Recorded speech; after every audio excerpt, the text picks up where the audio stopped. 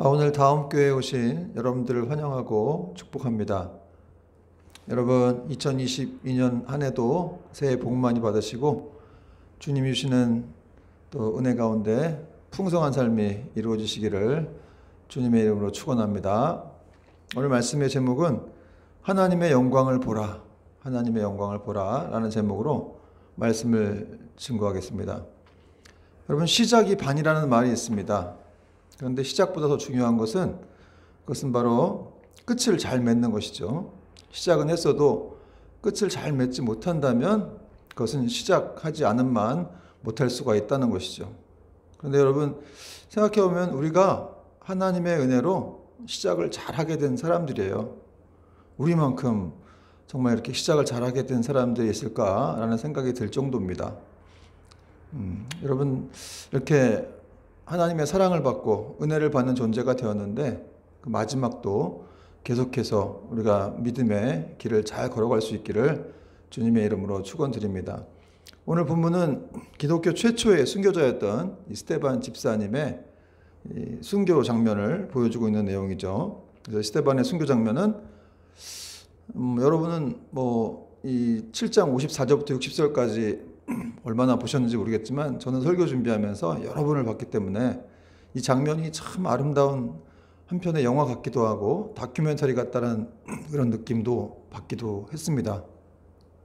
스데반은 그의 피로 간증을 인봉한 최초의 진정한 순교자였고 어느 신학자가 표현하기를 그의 죽음은 그리스도로 가득 차 있었다라는 그런 멋진 표현을 할 정도로 이 스데반의 마지막 이 순교 장면이라든지 또 그의 말들은 예수님을 연상하기에 충분했습니다. 그래서 오늘 이 사도행전 저자인 누가도 한 사람의 이 죽음에 대해서 길게 서술하고 있는 것을 좀 보고 있는데요.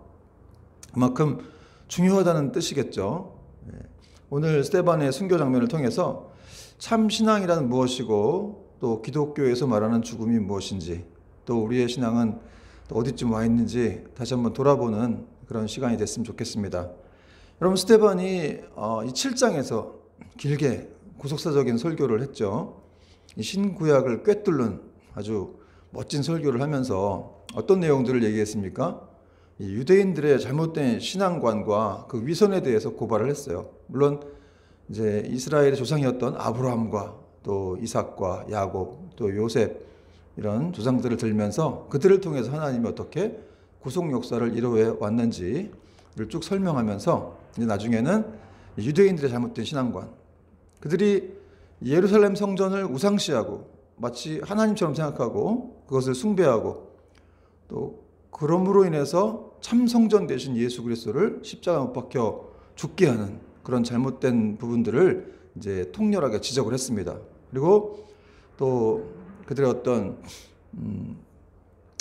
이 믿음이라는 미명하에 자신들의 종교적인 전통과 기득권은 지키려 하면서도 하나님 말씀은 잘 지키려고 하지 않았던 그들의 어떤 위선에 대해서도 밝혔죠. 스데반이 성령이 충만한 그런 사람이었기 때문에 사실 오늘 스데반이 이렇게 설교를 했지만 그는 뭐 이렇게 설교 준비를 하거나 또 연습을 해본 적은 없습니다. 그런데 이렇게 아주 구속사적인 설교, 멋진 설교가 한 편이 쭉 나왔다는 거예요. 그러므로 성령 충만했기 때문에 그러한 일들이 이루어졌다는 것을 알 수가 있는데 그럼 성령 충만하면 뭐 설교 준비를 할 필요가 없느냐? 그런 건 아니지만 어쨌든 성령 충만하게 될 때 이렇게 또 예수님의 말씀이 성취가 되기도 하고요. 또 성령 충만한 가운데 하나님의 그 은혜의 말씀들이 전파가 된다는 사실을 우리가 또 알 수가 있죠. 예수님께서 너희가 공회에 붙들려 갔을 때 걱정하지 마라. 성령께서 말할 것들을 주시리라 하는 그런 말씀을 하셨는데 그런 말씀이 성취가 된 부분이에요. 그리고 또 하나님의 그 은혜 가운데 이 사람들에게 말씀을 증거했더니 정말 이 사람들이 이렇게 큰 찔림을 받고 또 고통스러운 그런 장면을 보게 됩니다. 오늘 54절에도 보니까 이렇게 스데반의 성령 충만한 설교를 들었던 사람들이 굉장히 큰 찔림을 받았다. 찔림을 받고 고통스러워했다는 이 표현이 나오고 있습니다. 54절에 보니까 그들이 이 말을 듣고 마음에 찔려 그를 향하여 이를 갈거늘 여러분 얼마나 찔렸으면 그렇게 막 이를 갈고 막 괴로워했을까요?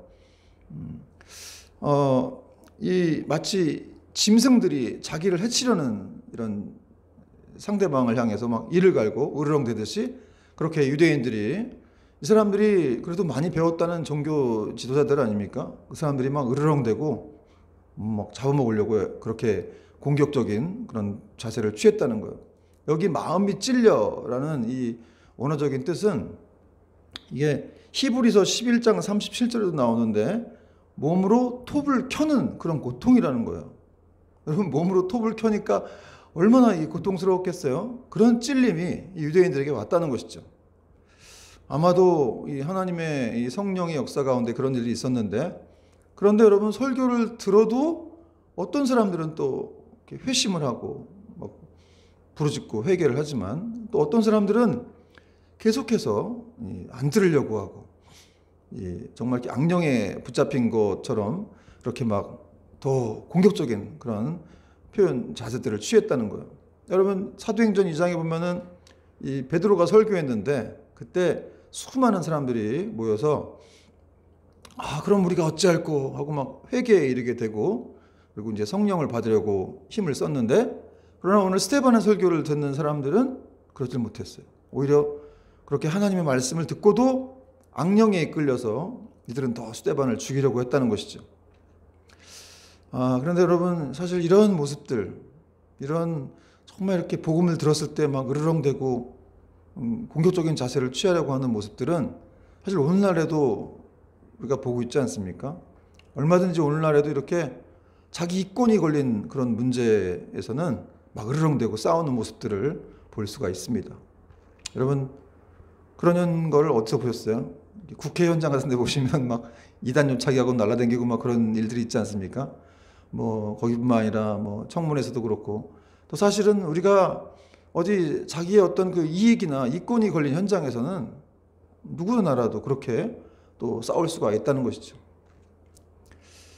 근데 사실 이 설교를 준비하면서 저도 그런 모습이 있다는 사실을 좀 발견하게 됐는데요. 제가 뭐 일을 갈 정도는 아니지만 저에게도 누군가 이렇게 싫은 소리를 하거나 그러면 그게 맞는 말인데도 이렇게 듣기가 싫고 참 불쾌할 때가 있습니다. 여러분, 우리는 다 이렇게 누가 맞는 소리를 하거나 그러면 거기에 대해서 바로 고개 숙이고 반응하지 못하고 그냥 막 더 화를 내거나 그럴 때가 있죠. 불쾌할 때가 있죠. 여러분, 정말 겸손한 사람들은 그런 상황에서도 고개를 숙인다는 거예요. 네, 맞습니다 라고 이렇게 인정을 한다는 것이죠. 여러분, 하나님은 언제나 겸손한 사람들을 사용하시고 그들에게 은혜를 주시는 줄 믿으시기 바랍니다. 그런데 이렇게 이를 갈고 막 죽이려고 하는 사람들이 있었던 반면 스데반의 모습은 어땠을까? 오늘 좀 궁금한데요. 55절에 보니까 이렇게 말씀하고 있어요. 스데반이 성령 충만하여 하늘을 우러러 주목하여 하나님의 영광과 및 예수께서 하나님 우편에 서신 것을 보았다. 보고 이렇게 말씀했습니다. 여러분, 지금 생명이 경각에 달린 그런 순간이에요. 언제 죽을지 모르는 상황. 만약에 여러분, 우리 앞에 어떤 사람들이 막 우리를 죽이려고 당장이라도 달려올 것 같은 기세로 우리를 쳐다보고 그러고 있다면 우리의 시선은 어떻게 될까요? 그런 사람들에게서 눈을 떼지 못할 거예요. 두려우니까, 겁나고 언제 죽을지 모르니까. 그러나 스데반은 달랐습니다. 그의 시선은 그런 상황 가운데서도 하늘을 바라보고 있었다는 거예요. 위를 바라보고 있었습니다. 여러분, 우리는 비록 이 땅에 살아가고 있지만 우리는 하늘을 바라보고 살아가는 사람들인 줄 믿으시기 바랍니다. 그리고 우리가 위기의 순간에 우리가 어디를 보느냐가 정말 그게 우리의 참 신앙이라는 거예요. 여러분은 문제 많을 때, 위기의 순간에 답답하고 어려울 때 어디를 보고 있습니까? 땅만 보고 있습니까? 하나님께서는 여러분, 자기 생명의 재판을 받는, 자기 생명을 걸고 재판을 받는 한 청년에게 잠깐이지만 이 하늘의 장막을 거두시고 하늘의 맛을 보여주셨습니다. 하나님의 영광을 보여주신 거예요. 그러므로 여러분, 스데반이 지금 자기 앞에 막 엄청나게 자기를 막 혐오하고 죽이려고 으르렁대는 사람들이 있지만, 그러나 그가 본 것은 하늘에 있는 아버지의 영광이었기 때문에 그 앞에 있는 자기를 공격하려고 하는 사람들이 문제가 되지 않았어요. 왜냐하면 자기가 보고 있는 그 환상과는 비교조차 할 수 없는 그런 장면이었기 때문에 그렇습니다. 그리고 오늘 스데반은 또 예수님께서 하나님 보좌 우편에 서신 것을 보았다고 말씀하고 있죠. 하나님의 영광과 및 예수께서 하나님 우편에 서신 것을 보고, 여러분 스데반이 이렇게 하나님의 영광을 보았는데 거기서 그는 또 예수님이 이렇게 서 계신 것을 보았어요. 보통 성경 말씀에는 하나님 보좌 우편에 앉아 계신다고 말씀하고 있는데 예수님이 서 계신 겁니다. 여러분 예수님 왜 서 계셨을까요? 그만큼 스데반을 응원하는 것이죠. 이 하늘의 옹호자로서 내가 너를 격려한다, 내가 너를 맞이하기 위해서 이렇게 일어났다라는 것을 지금 이 성경을 통해서 예수님께서 보여주시고 계신 겁니다. 이 F.F. 브루스라는 이 사도행전의 유명한 주석가는 이런 말을 했는데요. 스데반은 사람들 앞에서 그리스도를 고백하고 있었고 이제 그는 그리스도께서 하나님 앞에서 그의 종을 고백하는 것을 봅니다. 여러분 정말 그 자기가 사랑하는 종인 욥을 하나님 이렇게 칭찬하셨던 것처럼 오늘 그리스도께서 또 스데반을 이렇게 친히 마중 나오셔서 이렇게 칭찬했다는 것을 지금 주석가가 얘기하고 있습니다. 아름다운 장면이죠. 성도는 하나님께 고백을 하고 또 그 하나님은 이제 스데반을 격려하고 칭찬하는 그런 모습입니다. 그리고 이렇게 스데반은 지금 자신이 보고 있는 것을 유대인들에게 말했어요. 56절에 보니까 말하되 보라 하늘이 열리고 인자가 하나님 우편에 서신 것을 보노라 하는데, 인자가 예수님을 말하는 거죠. 여러분 종종 저는 태양이 서쪽으로 지는 그런 저녁에 서쪽으로 지면서 이렇게 노을이 질 때 참 아름답다는 생각을 많이 해봅니다. 뭐 외국에 나갔을 때라든지 오키나와였던가요? 서쪽 하늘에 태양이 지면서 노을이 졌는데 정말 하늘이 열리는 것 같고 정말 너무너무 황홀하게 아름답더라고요. 그런데 여러분 진짜로 하늘이 열린다 그러면 얼마나 좀 황홀하고 그 광경이 장관이었을까요? 아마 말로 형언할 수 없는 그런 감정을 이었을 거라고 생각이 됩니다. 여러분 스데반은 지금 하늘이 열린 걸 보았습니다.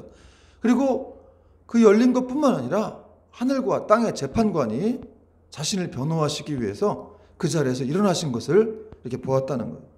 여러분 만약 우리가 정말 그리스도 안에 있다면, 우린 그리스도 안에 있죠. 그렇다면 하나님 앞에서 이 변호하시는 예수님과 우리는 함께 서 있는 거예요. 늘 그 자리에 함께 서 있는 것입니다. 그러나 그리스도 밖에 있다면 그분은 변호사가 아니라 그냥 그저 그 사람들을 심판하시는 심판관일 뿐이라는 것이죠. 그래서 여러분 그리스도 안에 있다라는 것과 그 밖에 있다라고 하는 것이 너무너무 중요한 차이입니다. 여러분 스데반뿐 아니라 사실 성경의 위인들도 하늘이 열리는 것을, 그런 장면들을 보았죠. 에스겔이 하늘이 열리는 것들을 보았고요. 그 환상을 보았습니다. 또 사도 요한도 밤모섬으로 유배를 가서 하늘의 환상과 그 음성을 들었습니다. 또 이사야도 또 성전에 들어가서 천사들이 환상 가운데 하나님을 모시고 있는, 그 스랍들이 하나님을 찬양하고 있는 모습들을 보았다는 것이죠. 그게 모든 것들이 다 이렇게 하나님이 계시는 그런 하늘을 이 환상 가운데 보게 되고 그분을 찬양하는 그런 모습들을 보는 그런 광경들을 이 성경의 위인들이 경험했다는 것이죠. 그리고 예수님께서도 요단강물에서 세례를 받으시고 올라오실 때 하늘이 열렸다라고 하는 내용이 성경에 나옵니다. 마태복음 3장 16절 보니까 예수께서 세례를 받으시고 곧 물에서 올라오실 새 하늘이 열리고 하나님의 성령이 비둘기같이 자기 위에 임하심을 보았다. 예수님께서도 이렇게 세례를 받으실 때 하늘이 열리는 걸 보았어요. 그 세례를 받고 올라오실 때 그리고 하나님의 성령이 비둘기같이 막 임하는 그런 광경이 있었습니다. 여러분 근데 이게 성경의 위인들뿐만 아니라 19세기 전도자, 대전도자라고 하는 이 D.L. 무디도 임종할 때 이런 말을 가족들에게 유언으로 남겼다 그래요. 보라 하늘이 열리는도다. 그의 자서전을 보고 저도 참 은혜를 받았는데요. D.L. 무디가 1억 명인가요? 2억 명인가를 만나서 200만 명 정도를 이렇게 주님께로 이제 그 영혼들을 구원한 사람인데, 이렇게 하나님의 정말 그 일들을 했던, 그 영광스럽게 쓰임받았던 종들의 마지막이 이런 모습이구나. 여러분 어떤 부귀영화를 얻은 것보다도 더 기뻤지 않겠습니까? 더 감격스럽지 않겠어요? 자기가 죽을 때, 임종할 때 하늘이 열리는 거예요. 여러분 스데반이 오늘 예수님께서 자신을 반기고 있는, 그렇게 환영하시기 위해서 하늘이 열리는 가운데 그분이 서서 이렇게 두 팔을 벌려서 스데반을 환영하시는 반기시는 모습을 보여주셨어요. 그러므로 스데반이 이걸 분명히 보았고 알았기 때문에 그는 다른 어떤 것도 문제가 되지 않았습니다. 어떤 대적들도 문제가 되지 못했습니다. 왜냐하면 하나님 우편에 계신 그 예수님을 보는 것만큼 보는 것보다 더 큰 영광, 더 큰 위로, 더 큰 기쁨은 없기 때문에 그렇습니다. 그러므로 여러분 우리가 임종할 때도 정말 이렇게 하늘이 열리고 하나님의 영광을 볼 수 있다면 도대체 죽는 게 뭐가 두렵겠습니까? 그렇지 않나요? 죽음에 대해서 두려워하는 분들도 많고 죽음 도대체 어디로 가는 것인가? 뭐 여기보다 더 좋긴 하겠죠? 이렇게 말하는 분들도 있다 그래요. 그러나 여러분 우리의 이런 생각으로 감정으로 구원을 받고 천국에 가는 것이 아닙니다. 성경에 기록되어 있기 때문에 하나님의 자녀들은 이미 영생을 얻었고 그 가운데 우리가 정말 임종할 때 이렇게 믿음으로 하늘을 바라보게 될 때 그리스도의 중재를 통해서 그 하늘이 열리는 것을 보게 되는 거예요. 그리고 하나님의 영광을 보게 될 것이고 또 그런 광경들은 이 고난과 죽음의 모든 공포를 극복하게 해주는 것입니다. 여러분 스데반이 본 것을 사람들에게 말하자 근데 그들은 귀를 막았어요. 귀를 막고 막 소리를 지르면서 달려와서 스데반을 돌로 쳤습니다. 57절과 58절 보니까 그들이 큰 소리를 지르며 귀를 막고 일제히 그에게 달려들어 성 밖으로 내치고 돌로 칠세 증인들이 옷을 벗어 사울이라는 청년의 발 앞에 두니. 여러분 보통 아이들이 이렇게 막 듣기 싫은 소리 들으면 막 귀를 막을 때가 있죠. 근데 우리 집에서는 그럴 수가 없습니다. 우리 집에서 그랬다가는 혼나죠. 여러분 이렇게 아이들이 정말 막 듣기 싫은 소리 때 막 귀를 막고 이런 애들이 있는데 정말 그런 아이들처럼 고집불통이고 그런 교만한 아이들처럼 유대 종교 지도자들이 귀를 막고 막 소리를 지르면서 달려들었다는 거예요. 아주 이런 정말 교만한 모습들을 그런 신뢰를 보여주고 있습니다. 여러분 스데반은 자신이 본 것을 말해서 그들이 듣고 기뻐할 것이라고 생각했지만 그러나 대부분의 유대인들은 스데반을 돌로 치려고 했습니다. 물론 그 광경에서 성경에 나오진 않지만 사실은 스데반이 예수님의 환상을 얘기하고 할 때 아마 예수님에 대해서 생각도 하고 그를 믿게 된 사람들도 있었을 것이라고 생각이 됩니다. 왜냐하면 오늘 이 자리에는 사실 이 사울이라고 하는 사람이 서 있었거든요. 이 사람들이 이 증인들이 원래 이렇게 돌로 칠 때는 증인들이 먼저 쳤는데 그 증인들이 옷을 벗어서 이 사울이라는 사람의 그 앞에 옷을 두었습니다. 그러니까 사울이 당시 상당히 유력한 사람이었던 것 같아요. 증인들이 옷을 맡길 정도면 상당히 좀 이렇게 신분도 있고 유력한 그런 사람이어야 했습니다. 근데 그 사울이 그 자리에 서 있었던 것입니다.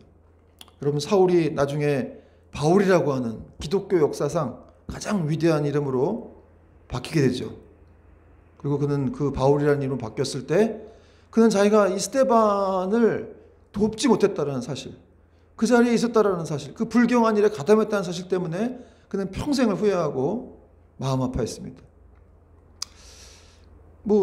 그때 몰랐던 건데 그게 왜 마음 아프냐. 여러분 저도 예수님 믿기 전에 제가 좀 죄 가운데도 있었고 좀 이렇게 교회 가려는 동생을 막 괴롭히기도 하고 한 대 쥐어박기도 하고 그런 교회 못 가게 하려고 그랬는데 그럴 때는 그걸 몰랐다가 나중에 예수님 믿고 나니까 정말 그런 것들이 부끄럽더라고요. 부끄럽고 그때 내가 왜 그랬을까. 그런 장면들을 예수님이 다 보고 계셨겠구나.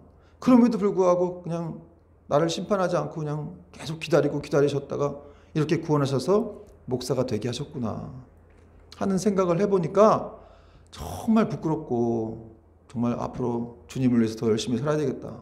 나는 죄인이구나. 그래서 여러분 사도 바울도 나는 괴수 중에 괴수다. 이런 말을 하지 않습니까? 그가 스데반뿐만 아니라 예수 믿는 사람들을 다 잡아다가 막 고문하고 죽이고 했던 그런 사람이었기 때문에 자기 자신의 과거를 돌아볼 때 얼마나 그냥 그 하나님의 은혜가 느껴졌겠어요.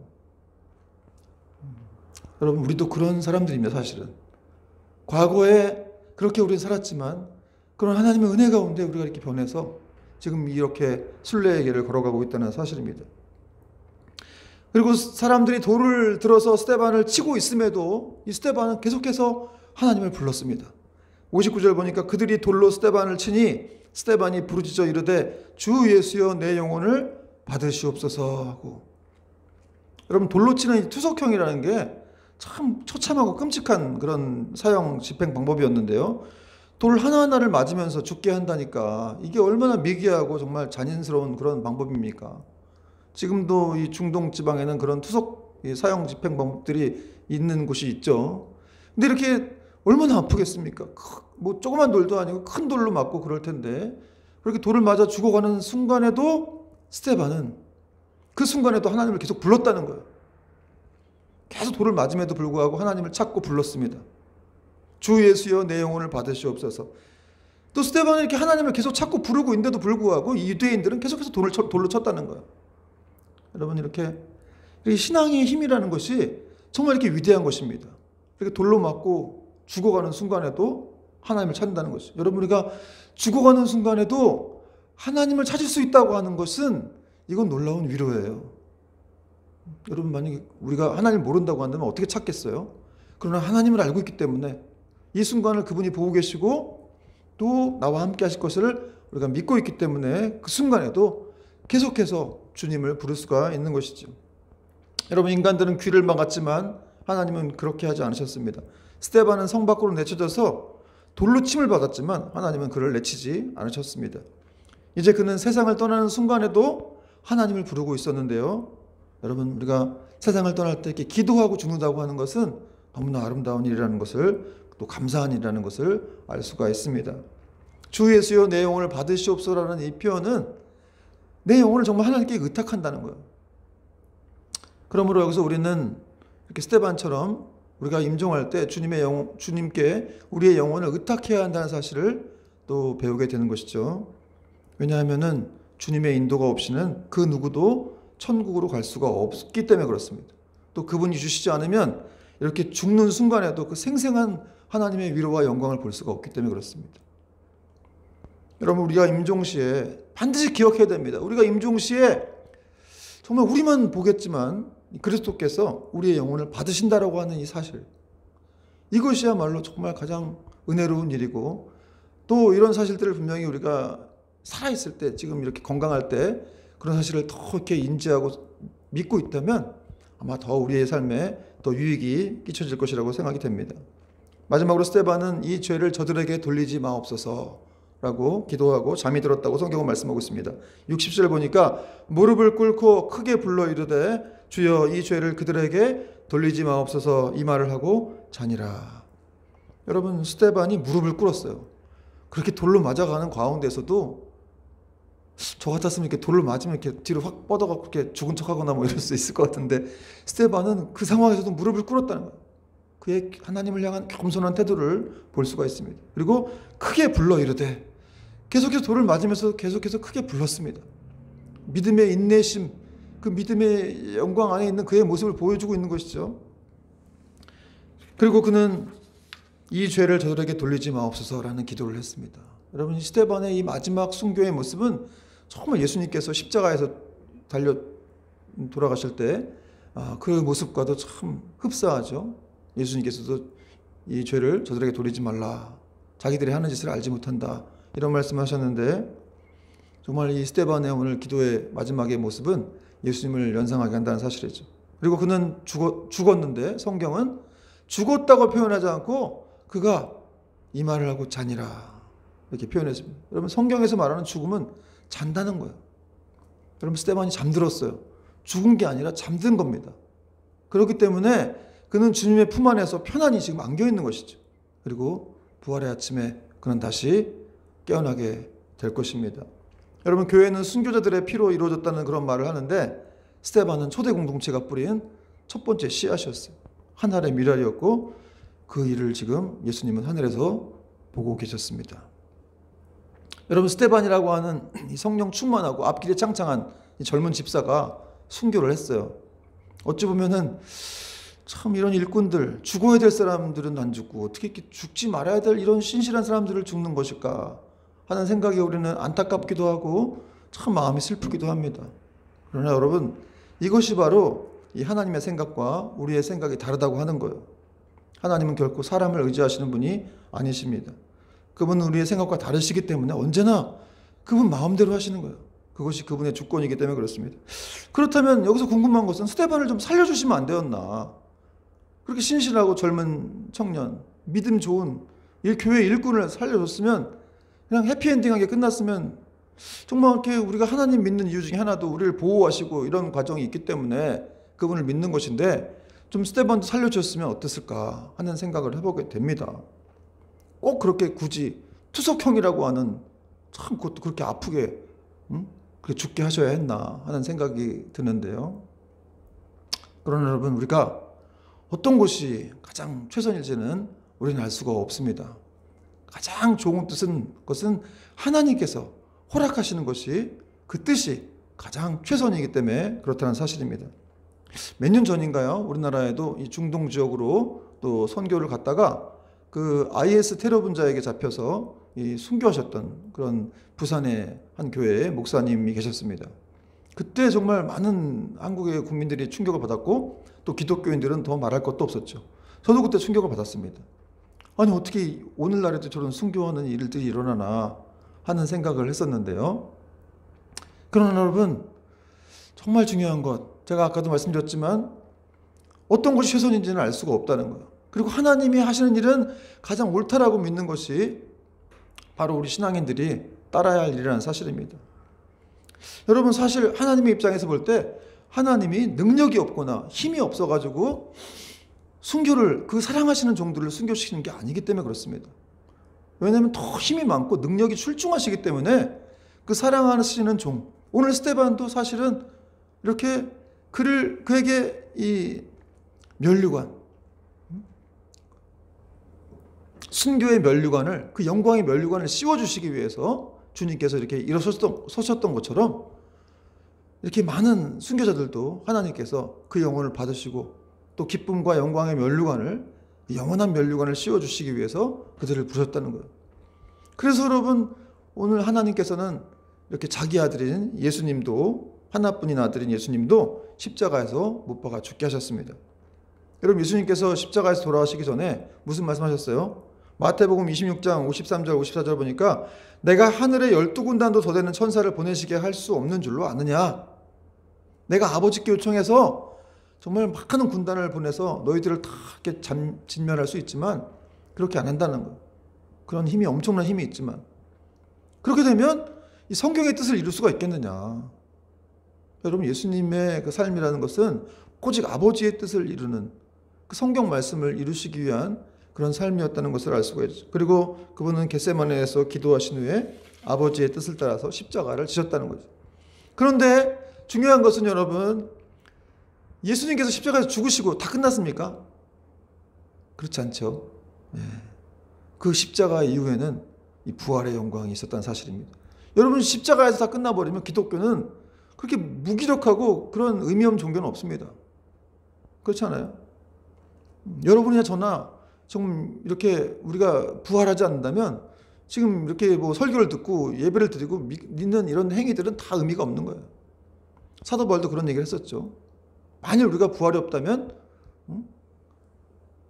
성도들 자체가 우리는 아무 의미 없는 사람들이다, 이런 말을 한 적이 있는데, 그러므로 여러분, 우리는 사망 권세를 깨고 이렇게 부활하신 그리스도의 영광이 있기 때문에 우리도 이미 그때 예수님과 함께 같이 부활하게 돼서 영생을 소유한 자들이 되었다는 사실입니다. 여러분, 이 사실을 분명히 믿어야 돼요. 그러므로 이 그리스도 안에서의 죽음이라고 하는 것은 다 합력해 손을 이룹니다. 손을 이루고 하나의 미랄이 되어서 많은 열매를 맺게 되게 하시는 줄 믿으시길 바랍니다. 여러분, 미국의 짐 엘리엇이라는 선교사님 아시죠? 그는 휘튼 대학을 아주 우등으로 졸업했고 또 전국 대학 레슬링 대회에 나가서 챔피언을 한 그런 레슬링 챔피언이었는데요. 그는 선교를 가기로 친구들과 결심을 하고 5명의 친구들과 함께 이 베네수엘라로 떠났죠. 그리고 베네수엘라에 가서 이 복음을 전하지도 못하고 그들의 어떤 야우카 부족이라고 하는 이 사람들의 창에 찔려서 순교를 당하게 되었습니다. 어찌 보면 굉장히 무의미한 죽음같이 보입니다.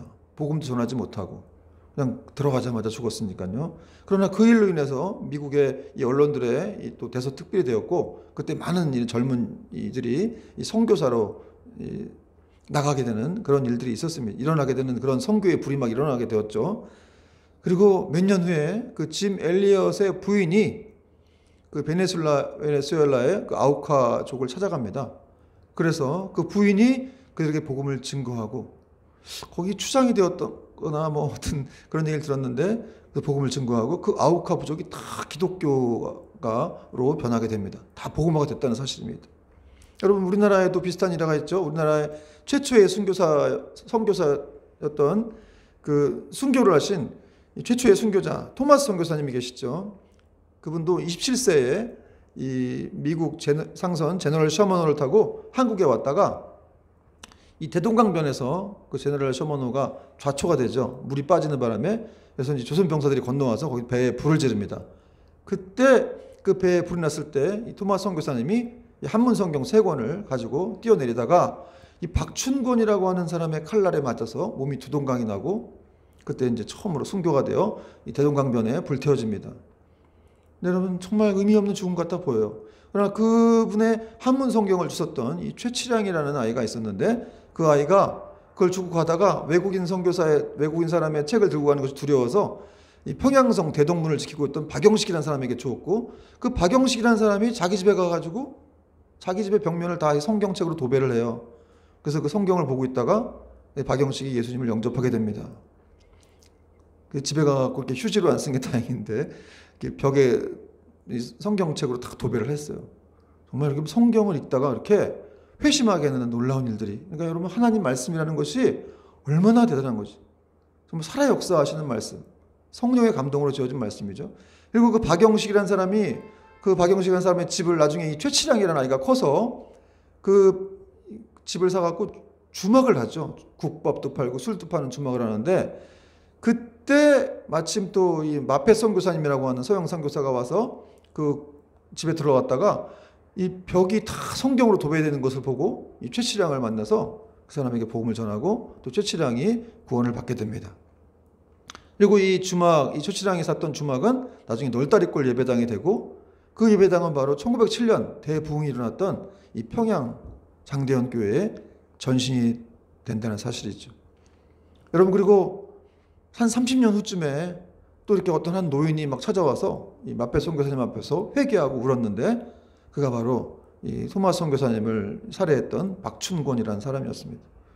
30년 동안 한 번도 이렇게 평안하게 다리를 뻗고 못 잤다 그래요. 교회의 종소리를 들을 때마다 항상 그 생각이 나서 아주 괴로워하고 있다가 찾아와서 회개를 하게 되었습니다. 여러분 이렇게 정말 이 세상에 어떤 죽음은 의미가 없는 것처럼 보이고 무의미한 것처럼 보이고 그렇지만 이 세상에 아무 의미가 없는 그런 죽음은 없다는 거예요.